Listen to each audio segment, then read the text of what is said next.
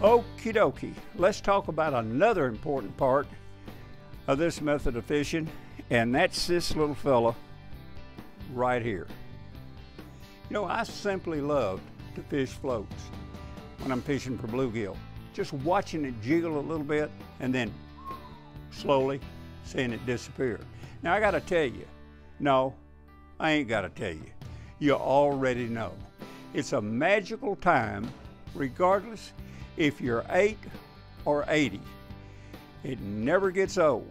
Now, as a general rule, bluegill prefer to feed up. Not saying they won't feed on something on the bottom, because they will. You know, watching them in clear water, what they like to do, they like to inspect their bait or their food carefully, backing off from anything that looks or smells suspicious. Now, speaking of floats, bobbers, corks, or whatever you want to call them, they're not all created equal. You know, I personally find that the pencil-shaped or the small oval-shaped floats, ones made of balsa, they're extremely light, offer less resistance in the water and less detection by the bluegill as would be round floats. I also prefer to use Lindy's slip floats. The basic idea with this rig is the float slides freely between the bobber stop and the split shot. Once it hits the surface, the bait that's on the hook slips to the preset depth. It's right here on the bobber stop. As the float goes under, what you want to do is reel up until you feel the fish. Then you know what to do, is set the hook. You preset the depth right here. This slides up and down very tightly but firm. And once it's set at the preferred depth, 2 feet, 3 feet, 4 feet, then once the cast is made, the beads slide up and the float follows it all the way up to the bobber stop. You start your retrieve, the sinker and the hook follow. The purpose for the sinker is it prevents the fish from coming up with the bait. They have the tendency to come up with the bait. The float turns sideways. You want the fish to take the bait down. And with the weight, that's what happens. Feels resistance, he takes the bait down. And that's what you want him to do. So that's the purpose of the weight. And it gives you a little bit of added weight to cast it out. Yep, there's just something special about watching a float slowly disappear below the surface. Oh, he's going in the pads, going in the pads, going in the pads. Out of the pads.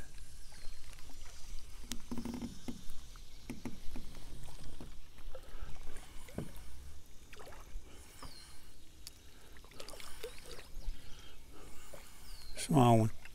No, it's those big shell cracker. Small shell cracker. Come up here. Easy, easy. Ouch. You're a thick one. You're a thick one. Whoa, whoa, whoa, got a fin at me.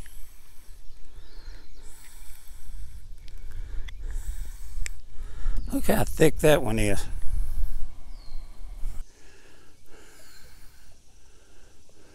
See how thick it is?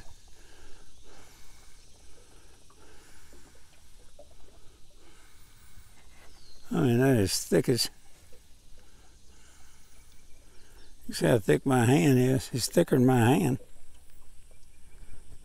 Look at that.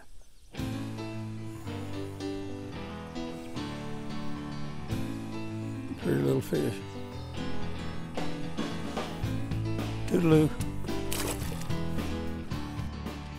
There's no question about it. Fish love worms. They're organic, and anything organic, fish like, especially worms. And if you're gonna get bit, something that you need to consider, and that will help you tremendously, and it'll help you catch more fish, is a cork. Sure, whatever you want to call them, float, whatever we mentioned a while ago, whatever you want to call them, a float, a cork, whatever. They're basically strike indicators. But did you know that selecting the best cork design when fishing worms can also help you land more fish? Now, I found that the best floats are made of balsa. Why? Well, they're lighter, and that's very important. When a fish pulls on them, there's less tension, a considerable amount of less tension. Now, what does that mean? Well, it creates less resistance and a more natural feel for the fish. So when they grab the worm, they have more of a tendency to hold on to it and allow you to get a better hook set. The fish will certainly not turn loose of the worm as quickly. Balsa floats or bobbers come in a variety of shapes, sizes, and colors. I'd always look for colors that are more readily noticeable and allow the size to be determined mainly by the average size of the species that I'm after. Corks and worms are an awesome combo. Put some thought into the sizes and selections, and you'll be very surprised how good things only get better. Like I said, worms are excellent for bluegill when they're on the spawning beds. All panfish love them. Typically, the better months for spawning activity begin in May and continue through the summer. I often can detect bedding areas by looking for frothy bubbling action on the surface of the shallows. I suspect the bubbles come from the disturbances bluegill make on the bottom when making their round moon crater-shaped nest. Most often, a spawning area will have many such nests. It can be a big area, and the best technique to fish in such an area is to work from the outside in. You basically want to present your worms so that they can catch fish from the outer edges first, rather than catching one in the middle of the bedding area, only to disturb it and spook a lot of other catchable fish. I may even begin fishing further away from the area I think necessary, so I can be sure I'm fishing the edges first. Only after I've fished it well, what I consider to be the edges, I will move in and try to catch one or two in the center. I will then leave it and search for bedding areas elsewhere in the lake, all in hopes I can return and do as well in that same site on other trips without raping the bed I've located. So, do this methodically. Fish your worms from the outside in, and you'll be able to catch more bluegill in a very productive area and spooking less fish. That little hook out of your face. Nice one. Here we go back. Boop.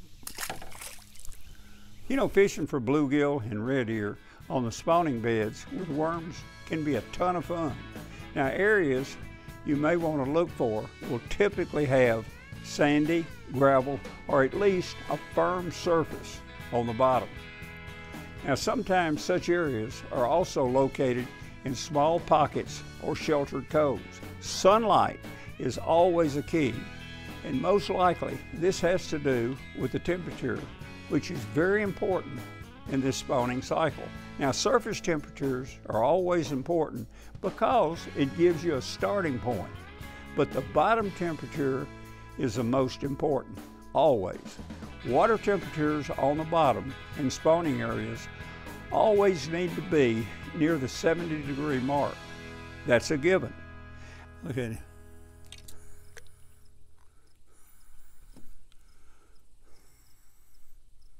A dandy.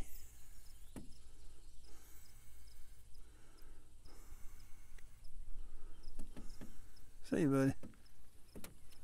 You know how you walk up to some people and you'll just kind of touch them, and those little muscle builders, you know, you'll touch them and they'll go, "How you doing, Bill?" You know, they just kind of like that. That's what those little fish remind me of. As soon as you touch them, they go, "Tunk." I know you know the kind of guys, you just walk up and you touch them, they go, "How you doing? Good to see you." And they stay frozen like that the whole time you're talking to them. It takes them about 10 minutes of conversation before they kind of go, they kind of relax. You know, there's always been a link to successful bluegill bed fishing and the moon.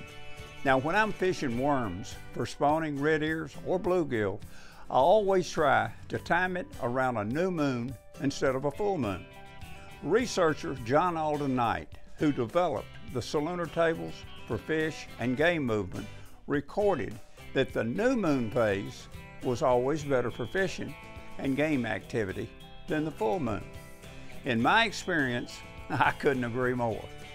Knight's study showed that exceptionally large catches of fish and exceptionally big fish were caught and recorded 3 to 5 days of a new moon phase as opposed to a full moon phase. So, if you're looking for bluegill beds in the spring of the year, you might want to consider the new moon phase and water temperature when you grab that container of worms and head out to the lake.